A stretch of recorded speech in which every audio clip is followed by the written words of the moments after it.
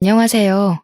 제 소개를 간단하게 하자면 지금은 40살을 훌쩍 넘긴 남자라면 치가 떨리는 여자입니다. 30대 후반, 젊다면 젊은 나이, 먹을 만큼 먹었다면 먹은 나이에 이혼을 하게 된 한의사이기도 하고요. 제가 살아온 인생을 아주 짧게나마 털어놓고 싶어서 이 채널을 찾게 되었습니다. 여기엔 저처럼 파란만장한 결혼 생활 혹은 결혼 준비를 하셨던 분들이 많더라고요. 공감이 되기도 하고 제 이야기도 만만치 않은 터라 이렇게 찾아와 익명의 힘을 빌려 썰을 풀어봅니다. 다시 생각해도 황당하고 어이없고 화딱지가 치미는 이야기지만 속 시원하게 한번 털어보겠습니다. 제 이야기는 실패한 첫 결혼부터 시작해보겠습니다. 전 남편은 정형외과 의사였고 주변 지인의 소개팅으로 만나게 되었습니다. 이러나 저러나 의사들끼리의 만남이라고 주변에서도 부러워했고 양가에서도 저희를 축복해 주셨어요. 결혼할 때까지만 해도 서로의 직업을 존중하고 서로를 배려하며 잘 화합하고 지냈다고 생각했습니다. 그런데 결혼한 지 얼마 되지 않고서부터 전 남편은 저의 직업을 무시하기 시작했습니다. 한의학은 다 개뻥이라면서 침으로 어떻게 아픈 데가 나을 수 있냐? 정형외과적 시술이 필요하다는 등 저를 무시하기 일쑤였어요. 한의사가 바빠봐야 탕약은 다려주는 사람이 따로 있고 침술이나 몇 번 놔주면 끝인데 왜 밥을 차릴 시간이 없냐면서 저에게 짜증을 냈습니다. 아니, 저도 의학을 공부한 의사입니다. 그런데 양약을 다루지 않는다고 해서 저를 그렇게 무시할 필요가 있었을까요? 나중에는 저에게 한의원을 그만두고 집에서 본인 일을 내조하라고 하더군요. 개인 병원을 개원하고 싶은데 마땅한 자리가 없다며 장사가 잘 되고 있는 제 한의원 자리를 빼달라는 것이었습니다. 저도 나름 남편만큼이나 돈을 벌고 있었고 제 일에 자부심이 있었기 때문에 전 남편에게 절대로 그 요구를 들어줄 수 없다고 못 박았습니다.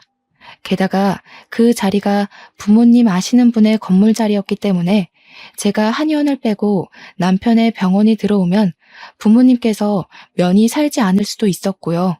제가 계속 버팅기니까 시댁에서도 저를 괴롭히기 시작한 거였죠. 예전에는 한의사 며느리라고 예뻐 죽겠다면서 용돈도 쥐어주시던 전 시모는 저에게 김장을 하러 오라고 강짜를 놓지를 않나 시부는 여자가 바깥일 해봐야 남편 기죽이는 일이라면서 당장 그만두라고 호통을 치곤 하셨습니다. 저는 제가 그 수모를 견뎌가며 전 남편과의 결혼 생활을 유지해야 할 필요를 느끼지 못했어요. 저만 해도 혼자 월 500만 원의 수입을 가지고 오는데 혼자 살면 넉넉하게 쓰고도 남을 돈 아니겠습니까? 단지 남편과의 이세 계획 때문에 돈을 모으고 무리해서 큰 평수로 이사를 갈 생각을 하고 있었기에 허리띠를 졸라맸을 뿐이었어요. 시댁 식구들은 저에게 한의학이라고 해봐야 풀 몇 개 다려놓고 돈 받아가는 거 아니냐면서 진정한 의사는 양약 의사라고 했습니다. 그러면서도 매 계절마다 한약을 공짜로 받아가고 저에게 공진단을 내놓으라고 협박을 하셨죠. 제가 돈 좀 벌고 바쁘다는 핑계로 사실은 남편과의 결혼 생활이 환멸나서이긴 했지만 아이를 가질 생각을 하지 않으니까 더욱더 압박이 들어왔습니다. 제가 남몰래 피임약을 복용하고 있었거든요. 결혼하고 나서부터 쭉 제 일도 그렇고 남편과 얼마나 더 살 수 있을지 기약이 없었기 때문에 나름 저를 보호하고자 하는 마음에서 시작한 피임이었어요. 그런데 그걸 시모가 알게 되었고 그때부터 저는 시댁에서 대역죄인 취급을 받아야만 했습니다. 시부는 저에게 가정에 충실하지 않고 바깥일 한답시고 싸돌아다니니까 애가 생기지 않는 거라며 저를 무시하셨어요. 전 남편과의 오해의 골은 점점 깊어지고 소리를 지르며 싸우는 날이 많아졌습니다. 제가 정말 전 남편 이야기를 하자면 밑도 끝도 없이 이야기를 할 수도 있어요. 저는 결국 결혼 6년 만에 두 손 두 발을 다 놓게 되었습니다. 제가 이혼하자고 울고불고 매달렸고 전 남편은 냉큼 도장을 찍어주었습니다. 그리고 6개월 만에 자기가 다니던 병원 간호사랑 재혼을 하더라고요. 언제부터 만났는지는 제가 알아본 적 없어서 모르겠지만 아마도 저랑 이혼하기 전부터 만남이 있지 않았을까 싶습니다. 바람이라고 하면 바람이죠. 이미 전까지 다 털려버린 와중에 상간녀 소송을 걸기 위한 자료를 모을 힘이 없어 저는 그들의 결혼을 그냥 지켜봐야 했습니다. 솔직히 배신감도 전혀 들지 않았어요. 단지 나이도 어리고 세상 물정 모를 것 같은 그 재혼한 간호사가 불쌍할 지경이었습니다. 제 나이 38살에 그 일을 겪고 난 이후 저는 남자라면 완전히 치를 떨기 시작했습니다. 그래도 짧다면 짧고 길다면 길 수 있는 6년의 결혼 생활이었는데 이혼 도장을 찍고 모든 걸 정리하고 나니 남는 건 돈뿐이더군요. 돈이라도 얻어서 다행이라고 생각하고 있었는데 제가 이혼하고 나서도 부모님의 지인이신 건물주 때문에 한의원은 계속 유지하고 있었거든요.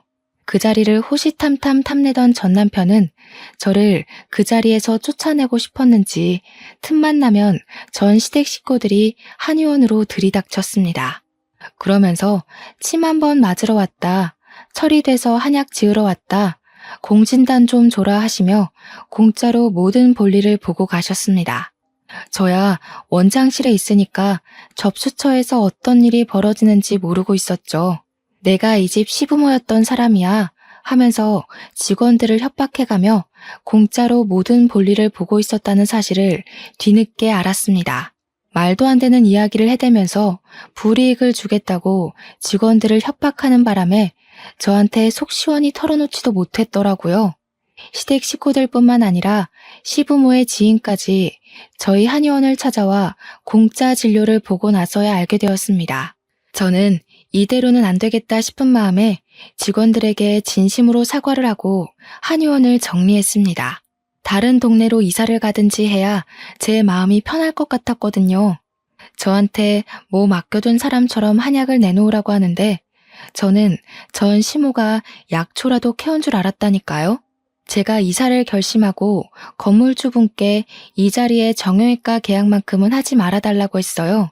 제 사정을 다 알고 계신 덕분에 알겠다는 답변을 받았지만 또 건물주 입장에서는 하루빨리 공실이 비어야 하는 것도 있어서 제가 그러지 마시고 만약 전 남편이 계약을 하러 오면 월세를 2배 받으시라고 일러두었습니다.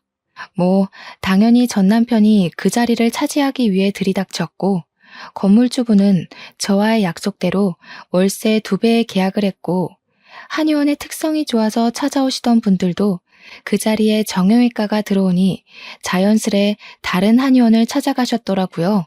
파리만 날리다가 잔뜩 월세만 밀리고 쫓겨났다고 들었습니다. 이래서 의사도 의사 나름이지 무작정 개원한다고 다 잘 되는 것도 아닌가 봐요. 속으로 얼마나 고소했는지 모르겠어요. 저는 그 이후로 신도시로 이사를 했습니다. 어차피 혼자 사는 인생인데 큰 집도 필요 없겠다 싶어서 오피스텔 하나 잡고 나름 신식 건물에 보증금 빵빵하게 채워서 한의원을 차렸습니다. 인테리어를 신식으로 싹 바꾸니까 깔끔하고 고급스러운 분위기가 나더라고요. 요즘은 시선을 사로잡는 그런 분위기가 중요하다고 인테리어 업자가 비싼 돈 주더라도 한 번에 잘해보자고 하더니 정말 그 말이 딱 맞는 게 아니겠어요? 솔직하게 말하자면 애들을 상대로 하는 진료가 정말 돈이 잘 되긴 하거든요. 죽어서도 남는 건 돈이라는 마음으로 한의원을 운영하기 시작했습니다. 처음에는 아무래도 생긴 지 얼마 안 된 한의원이다 보니 손님이 별로 없었는데 제가 침을 잘 놓는다는 소문이 맘카페에 돌았대요. 애 어른 할 거 없이 점점 줄을 서서 저에게 진료를 받기 시작하셨죠. 한약도 보통은 6개월에 한 번씩은 권장을 드리거든요. 소아 같은 경우에는 면역력 증진, 밥 잘 먹는 한약, 키 크는 한약을 내세워서 팔았더니 정말 하루 종일 탕약기가 쉬는 날이 없을 정도로 바빠졌어요. 어르신들도 제가 침 맞으시면 쑥뜸이나 부항도 공짜로 해드리고 했더니 좋다고 매일같이 오셔서 진료받고 가셨고요. 그러다 보니 환자가 어마어마하게 늘어났고 매일같이 도장을 찍는 단골분들도 생겼습니다. 제가 또 성격이 할 말 다 하는 성격이긴 하지만 일할 때는 친절한 척 착한 척하며 진료를 봐서 그런가 평이 점점 좋아지더라고요. 여자는 결혼하면 손해라는 말이 있지 않습니까? 그 말이 딱 어울리게 혼자 사니까 너무 여유롭고 좋더라고요. 항상 저녁 시간이 저에게는 전쟁이나 다름없었거든요. 이유는 역시 남편에게 차려줘야 하는 저녁 식사 때문이었죠.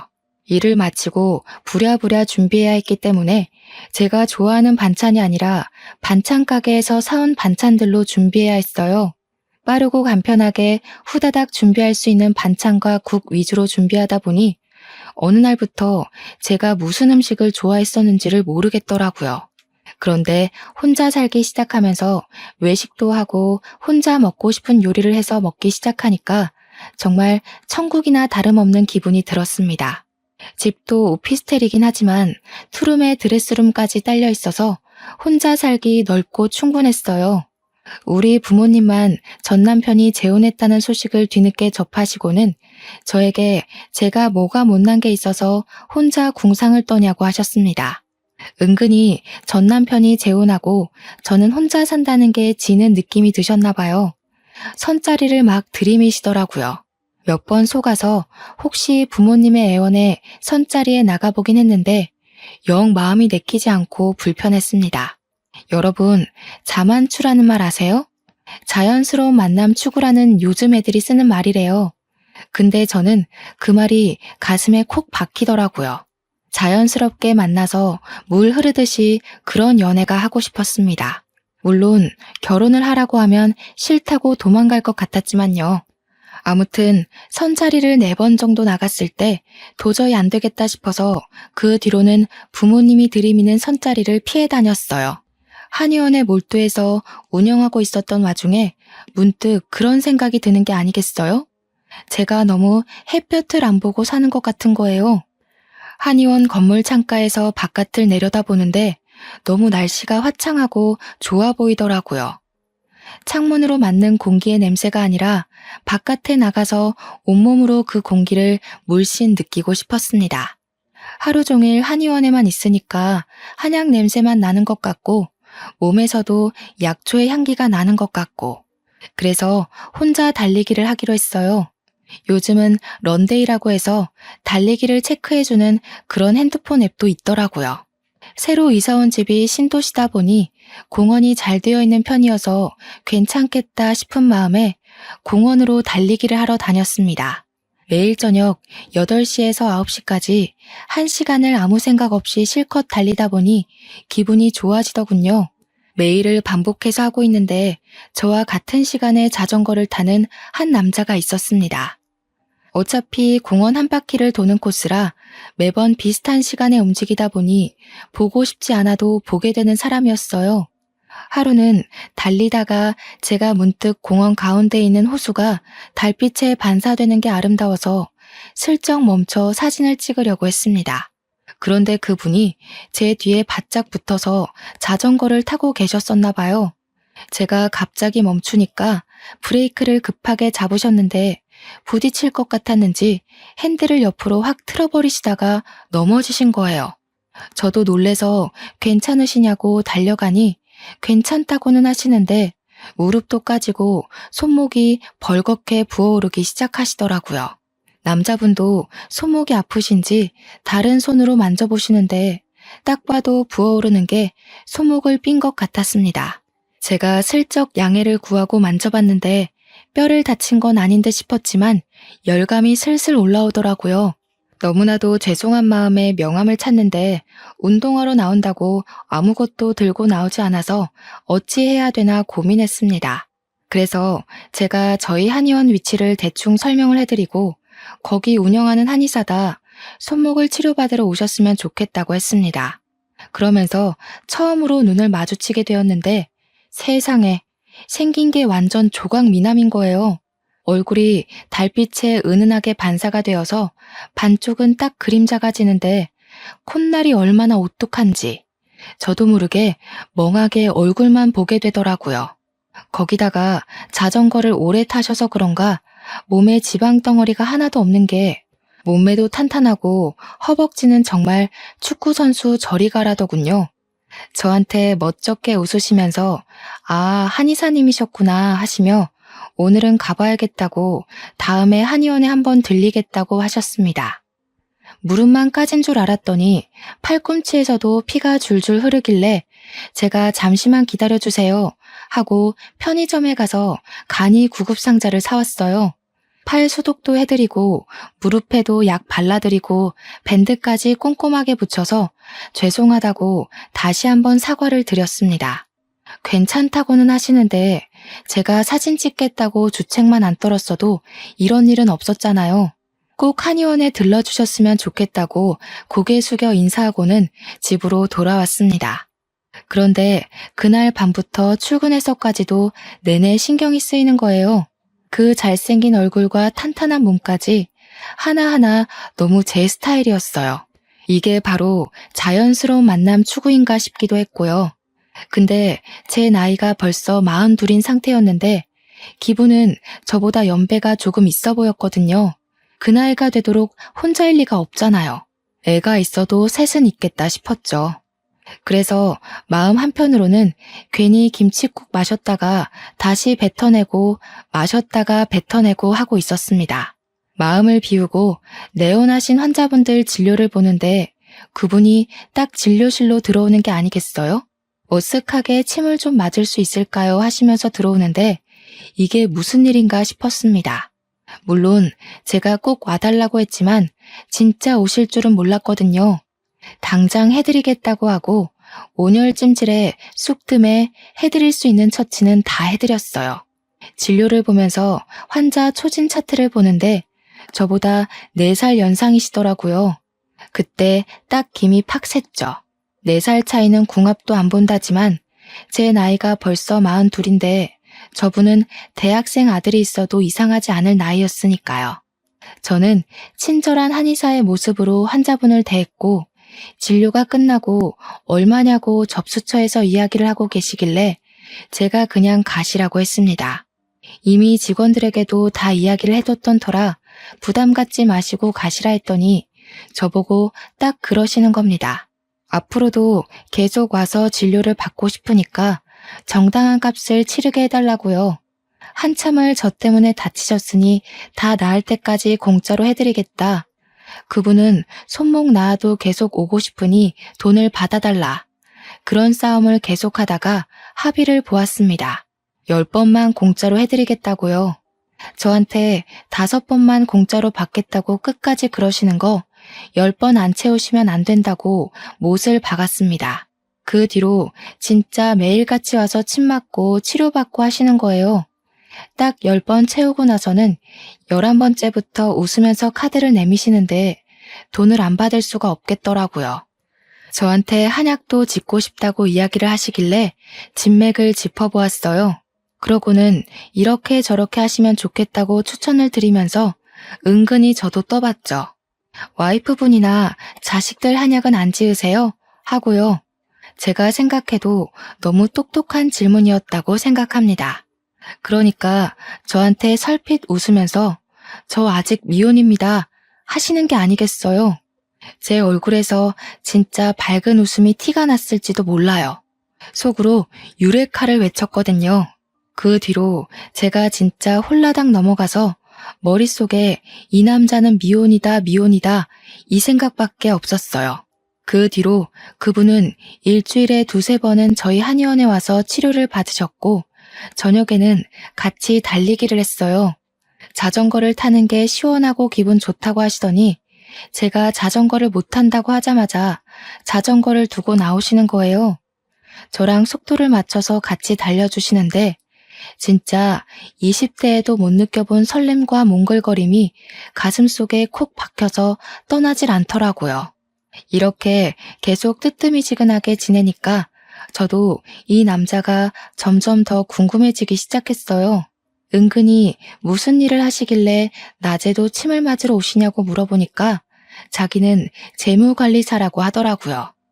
재무관리사라고 하면 주식이나 투자 이런 거 생각하지 않겠어요? 직업까지도 너무 멋있는 거죠. 제가 멋있다고 하니까 한의사가 더 멋있는 직업 아니냐고 하는 거예요. 여성이 전문적인 직업을 가지고 있는 게 훨씬 가치 있는 거라고 말을 해주는데 순간 울컥하더라고요. 전 남편이 저를 얼마나 무시했었는지 막 그때 기억이 나면서 제 가치를 알아준다는 게 너무 행복했어요. 그래서 저도 모르게 제 전 남편이 이런 마인드였으면 참 좋았을 텐데 하고 말했습니다. 그랬더니 저한테 이혼을 하셨냐고 물어보더라고요. 숨길 것도 아니니 이혼했다고 이야기를 했죠. 몇 년 전에 했고 미련 있는 건 절대 아니라고 덧붙이니 저에게 안도의 한숨을 내쉬며 다행이래요. 기혼일까봐 조마조마했다고 하는 겁니다. 그게 무슨 소리일까 싶어서 왜 기혼일까봐 조마조마해요? 하니 저에게 다이렉트로 숨기지 않고 딱 이야기하더라고요. 제가 한의사님한테 관심이 있습니다. 이렇게요.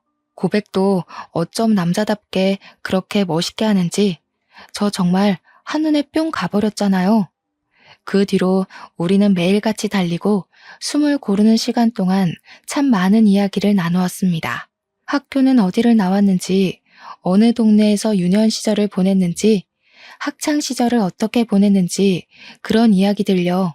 그분은 자기가 학창 시절에 공부를 안 해서 골칫덩어리를 맞고 있었다고 했어요. 그런데 좀 의구심이 들었죠. 재무관리사라면 똑똑해야 하는 거 아닌가 싶어서요. 그러니 그렇게 대단한 건 아니라고 겸손을 떨더라고요.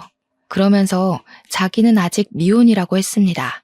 저야 이미 환자 차트를 보고 있었지만 모르는 척하면서 이렇게 멋있고 잘났는데 왜 미혼이냐고 물어봤어요. 그랬더니 제 눈을 진하게 바라보면서 저를 만나기 위해 아직 미혼이었던 것 같다고 하는 거예요. 그날부터 저희는 정말 정식으로 사귀기로 했습니다. 근데 원래 사귀면 서로의 집도 오가고 집에서 데이트하면서 같이 밤도 새우고 하는 맛이 있어야 하지 않겠어요? 멀끔하게 생겼지만 집안이 개판이면 실망스러울 것 같기도 하고 아무래도 나이도 있고 재혼 각을 재다 보니 성향이 잘 맞는 사람을 만나고 싶었단 말이죠. 전 남편은 항상 양말을 뒤집어서 벗어두는 나쁜 놈이었거든요. 그래서 이번에는 미리미리 파악해서 그런 성향까지 잘 맞는 사람을 만나고 싶었습니다. 사귀기 시작한 지 얼마 안 돼서는 부담스러워서 집에 초대를 안 했나 싶었는데 시간이 지나도 집에 저를 초대하질 않더라고요. 그래서 제가 대놓고 이야기를 했습니다. 왜 집에 초대를 하지 않냐고 하니 상당히 당황해하면서 집에서 근무하는 시간이 많다 보니 자료들이 많아서 그런 거라고 이해해 달라고 했어요. 아무래도 개인정보가 어쩌고 저쩌고 하면서 변명을 하는데 생각해보니 재무관리사니까 그럴 수 있겠더라고요. 다른 사람의 재산과 개인정보를 가지고 투자를 대신해 주는 거니까요. 오히려 이해 못한 사람이 된 기분이 들어서 제가 미안하다고 했습니다. 그러다 보니 우리 집에서 보통 데이트를 하고 같이 지내고 하게 되었어요. 그런데 약간 이상한 게 보통 집에서 데이트를 하고 하룻밤 자고 가라고 한 5번 이야기를 하면 그중에 한 번 정도만 자고 가는 거예요. 집에 꿀단지라도 숨겨둔 거 아닌가 했는데 고객 관리 차원에서 집에서 근무하는 일이 많으니까 이해를 좀 해달라고 하더라고요. 그게 주식이 해외 시장 같은 경우에는 새벽에 열리고 공인인증서가 필요해서 어쩔 수 없대요. 잘 모르는 분야이기 때문에 제가 이해할 수밖에 없었어요. 그렇게 나이 40을 훌쩍 넘기고 데이트다운 데이트를 해보기 시작했습니다. 전 남편과는 소개팅으로 만난 사이지만 거의 선짜리나 다름없었기 때문에 서로의 조건만 보고 서둘러서 결혼을 했거든요. 지금 남자친구와는 SNS에서 맛집을 검색해서 찾아가고 TV에 나오는 맛집 여행기를 보면서 같이 먹으러 다니고 그랬어요. 데이트 명소라는 여의도 벚꽃놀이도 처음으로 가봤고요. 양평 두물머리에 핫도그가 유명한 거 아시나요? 거기서 핫도그를 먹으며 노을 지는 강을 딱 둘러보는데 너무 좋더라고요. 안면도에서 칼국수를 먹으며 밤바다 구경하면서 맥주도 한 캔 하고 정말 너무나도 행복했어요. 그렇게 행복한 마음이 지속되니까 어느 날부터는 이 사람이랑 평생을 함께하고 싶다는 생각이 머릿속을 지배하더라고요. 이 사람의 손을 꼭 잡고 있는 날이면 그 시간이 멈췄으면 좋겠다 싶을 정도로 사랑의 온기가 느껴졌습니다. 시간이 흐를수록 저의 마음은 깊어지는데 이상하게도 저에게 프로포즈를 할 생각이 없는 것 같더라고요. 그래서 제가 먼저 용기를 내서 프로포즈를 했습니다. 남자만 프로포즈 하라는 법은 없잖아요. 제가 프로포즈를 하니까 조금 당황해하는 듯 하더니 한숨을 깊게 내쉬고는 저에게 시간을 줄 수 있냐고 했습니다. 저는 무슨 일인가 싶었어요. 하지만 제대로 정확한 이야기는 해주지 않고 정리할 게 조금 있다고 기다려달라고 했습니다. 저는 인내심을 가지고 기다렸어요. 하지만 한 달이 흘러도 저에게 이렇다 저렇다 말이 없는 거예요. 그래서 제가 다시 한번 물어봤죠. 무슨 일이길래 기다려달라는 말 이후에 아무런 말이 없냐고요. 혹시라도 제가 싫어진 건 아닌지 그런 의중을 정확하게 알고 싶었습니다. 그랬더니 그제야 솔직하게 이야기를 하더군요. 사실은 예비 신랑네 부모님께서 좀 힘들게 살고 계신다고 했습니다. 저는 약간 의문이었죠. 제가 한의사로 돈 많이 벌고 있는데 그게 무슨 상관일까 싶었습니다.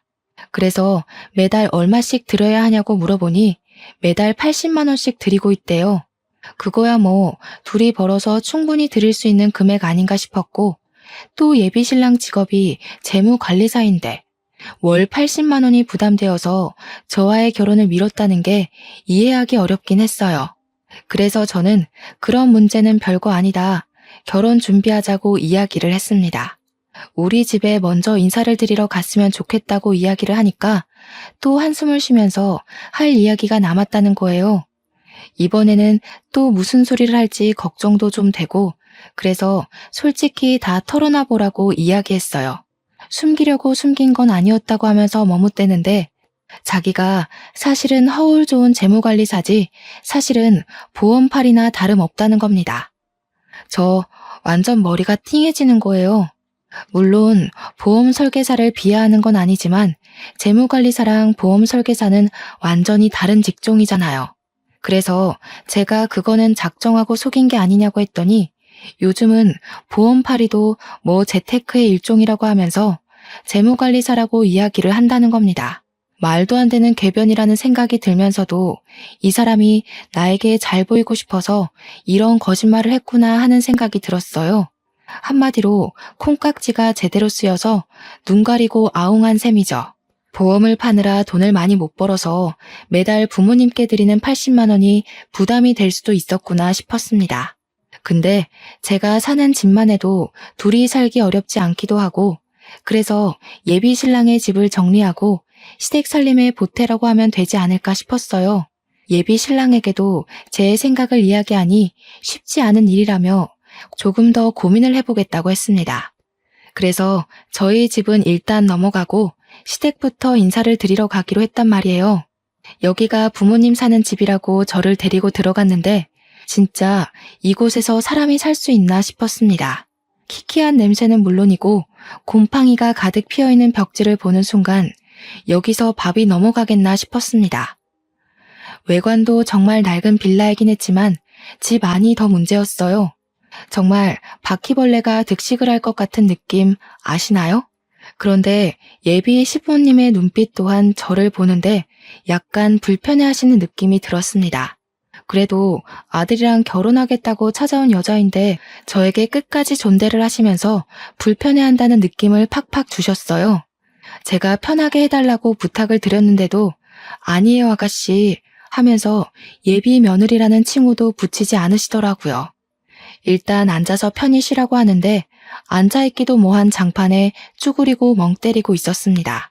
근데 예비 신랑만 쓱 부르더니 방음도 안 되는 방에서 무슨 이야기를 막 하시는 거예요. 궁금해서 슬쩍 집중해서 엿들어보니 저 아가씨한테 말은 다 했냐?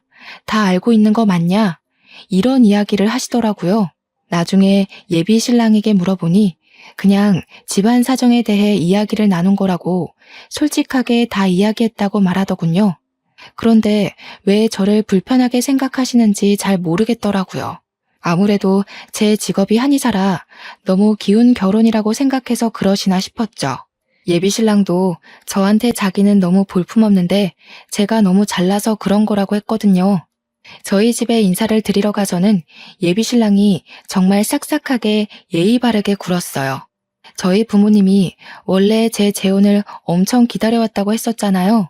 저에게 선자리도 막 들이미시고요.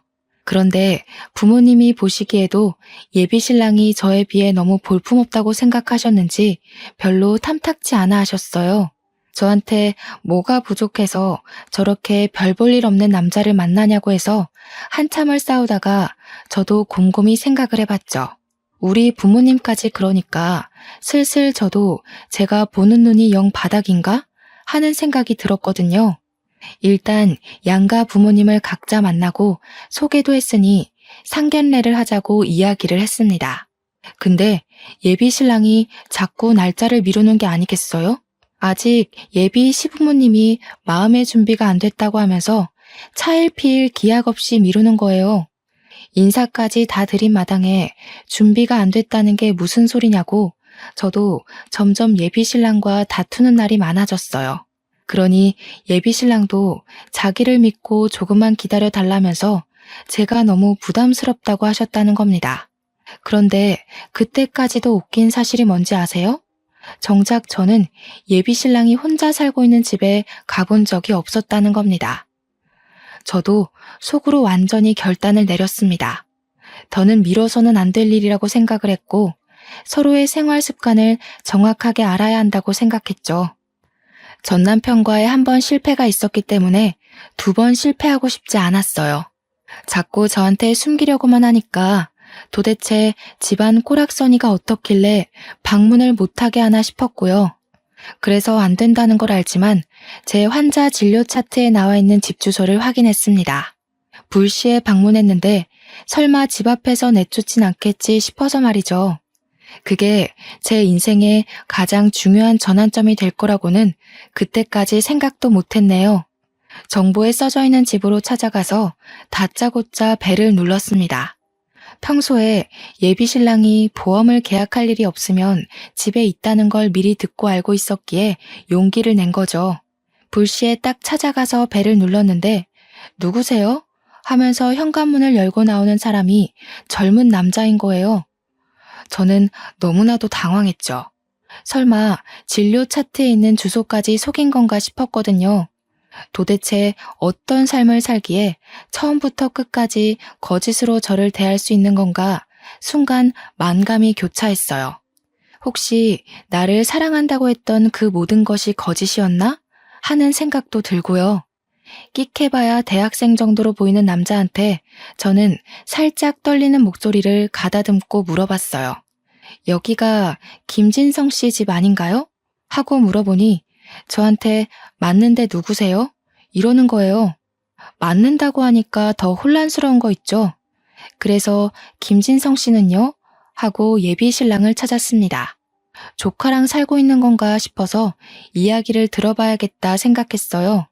그런데 갑자기 그 대학생 정도로 보이는 남자애가 아빠 손님 왔는데 이리 와봐 하는 게 아니겠어요. 저는 정말 입을 떡 벌리고 아무 말도 할 수가 없었습니다. 순간 머리에 진짜 망치를 맞은 듯한 기분이었습니다. 대학생으로 보이는 아들이 존재한다니. 저한테 분명히 미혼이라고 했고 그동안 아들의 존재나 결혼을 했었다는 이야기를 한 적이 없었거든요. 이게 다 무슨 일인가 싶어서 멍하니 집을 바라보는데 사각 팬티 바람으로 누군데? 하고 나오는 남자가 제 예비 신랑인 거예요. 눈을 여러 번 비비고 봐도 제 예비 신랑이었습니다. 저도 놀라고 예비 신랑도 놀라고 아빠라고 부른 남자애는 뭐야? 하고 보고 있고 예비 신랑이 야, 문 닫아 하고 소리를 치는데 제가 발로 문을 턱 막았습니다.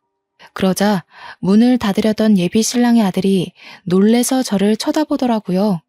저는 문을 못 닫게 막고는 그 앞에서 배신감에 가득 찬 얼굴로 버티고 서 있었어요.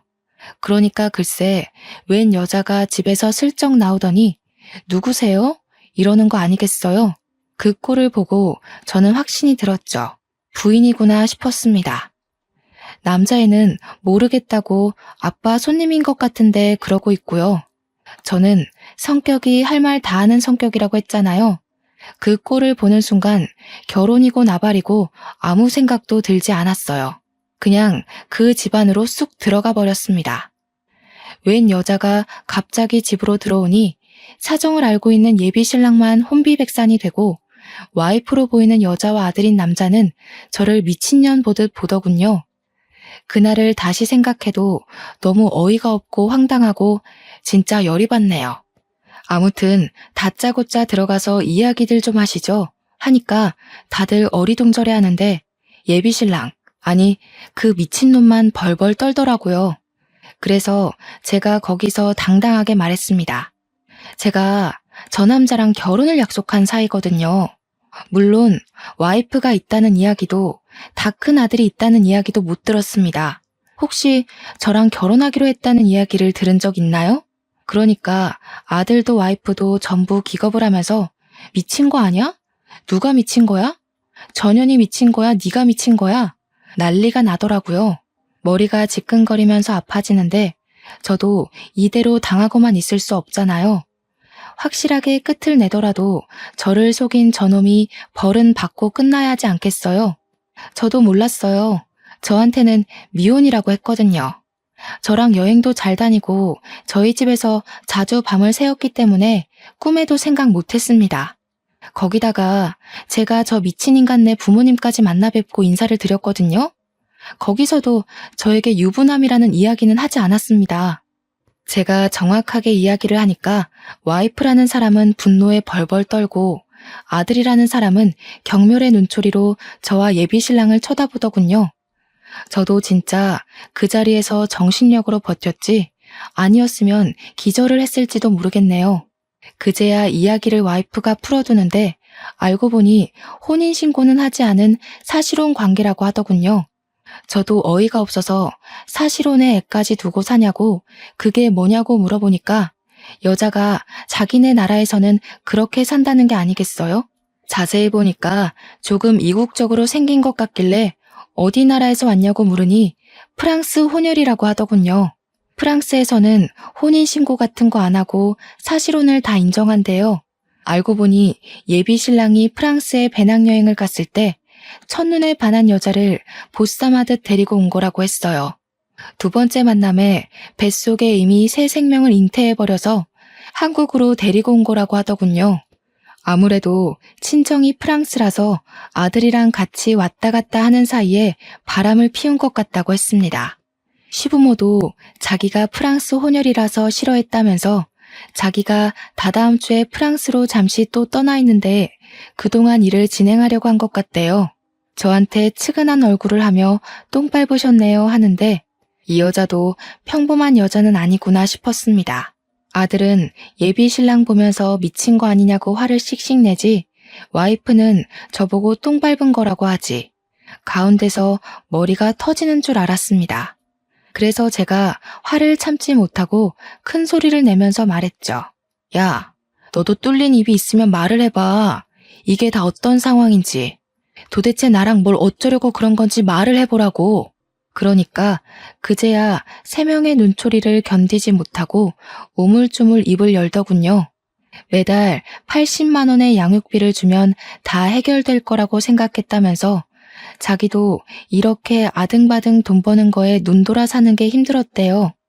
이 현실이 너무 싫고 지겨워서 조강지쳐버리고 저랑 결혼을 해버릴 생각으로 일을 꾸몄다고 했습니다. 도대체 저는 무슨 죄가 있어서 이런 남자를 만나게 된 걸까요?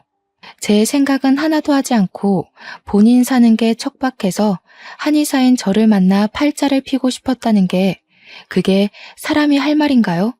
그러면서 예비 신랑이 지 와이프한테 오히려 소리를 막 지르더군요. 야, 내가 보험 팔면서 하루 벌어 하루 먹고 사는 처지에 네 비행기 값 대느라 얼마나 힘든 줄 알아? 나도 그 돈 모아서 여행 가고 싶고 비싼 옷 사입고 싶거든? 그것도 못 벌면서 나한테 같이 살자고 한국에 데려온 네가 더 양심 없는 거 아니야? 거기다가 바람을 피우고도 이렇게 당당해 네가? 갑자기 둘이 싸우기 시작하는데 저는 도대체 여기서 뭘 하고 있는 건가 싶었습니다. 그래도 마음에 남아있는 수상쩍음을 풀어보고자 여기까지 찾아온 게 신의 한 수라고 생각했어요. 정말 조상님이 도와서 제가 이 사기꾼에게 더 넘어가지 않고 일을 멈출 수 있게 된 거라고 믿게 되었습니다. 만약 그날 제가 집에 찾아가지 않고 덜컥 혼인신고를 했다면 어떤 일이 벌어졌을까요? 상상도 하고 싶지 않습니다, 정말. 그렇게 부부싸움하는 걸 한참 동안 어이없이 바라보고 있는데 아들이라는 놈이 이만 갑옷이라고 하는 겁니다. 근데 저도 점점 열이 뻗치고 이대로는 가만히 가서는 안 되겠다 싶은 생각이 들었어요. 그래서 신발을 신고 집안에 성큼성큼 들어가서 설거지통에 물을 가득 받아서 그 부부에게 뿌려버렸습니다. 부부싸움하다가 물벼락을 맞고는 저를 빤히 쳐다보는데 진짜 두 눈을 찌르고 싶더군요. 야, 이 사기꾼 같은 년놈들아. 아주 끼리끼리 잘 만났다. 당신 혼인빙자 사기꾼으로 소송 걸 거니까 그런 줄 알아. 당신네 부모한테도 똑바로 전해. 정신 차리라고. 그래서 나한테 속인 거 다 말했냐? 솔직하게 말했냐? 뭐 그딴 이야기 한 거지? 그러니까 꿀먹은 벙어리가 돼서 눈알만 굴리더군요. 내 눈앞에 두 번 다시는 띄지 마라. 너 내가 아주 걷지도 못하게 만들어버릴 거니까. 아니, 누가 누구 보고 소송이래? 너도 상간녀야, 상간녀. 그래, 상간녀 소송 걸고 싶으면 한번 걸고 넘어져봐. 저 인간이 나한테 미혼인 척한 거, 나 속인 거 아주 증거는 차고 넘치니까. 우리 나눈 대화부터 전화통화, 우리 병원에 방문해서 미혼이라고 한 것까지 전부 다 기록으로 남아있어. 누가 이기나 한번 해보자고. 소송비는 될 수 있고. 제가 열받아서 막 우다다 쏟아내니까 둘 다 아무 말 못했어요. 그러고는 뒤도 돌아보지 않고 그 집에 침 한 번 뱉고 나왔습니다. 하지만 저는 그 인간을 혼인빙자 사기로 소송을 걸 수 없었습니다. 제가 금전적으로 피해를 본 사실이 없기 때문에 사기죄가 성립되지 않는다는 경찰의 말 때문이었죠. 저는 정말 똥 밟은 셈 치고 그 인간과 마주치지 않기 위해 최선을 다했습니다. 운동도 헬스를 다니기 시작했고 공원 근처 그 인간과 갔던 곳은 쳐다도 안 봤어요.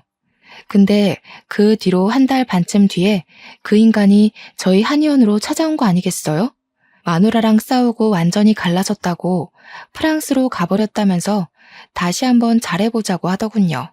제가 미친년도 아니고 그 말에 넘어가겠습니까? 절대로 싫죠. 그래서 꺼지라고 악다구니를 쓰니까 저한테 계속 잘못했대요.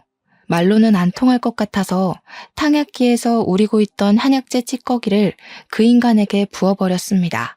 이게 무슨 냄새냐고 기겁을 하고 뒷걸음질 치는 그 인간에게 네 악취보다는 향기롭다고 당장 눈앞에서 꺼지라고 했죠. 그 뒤로 두 번 더 찾아왔을 때는 경찰에 영업방해로 신고해서 쫓아냈고요.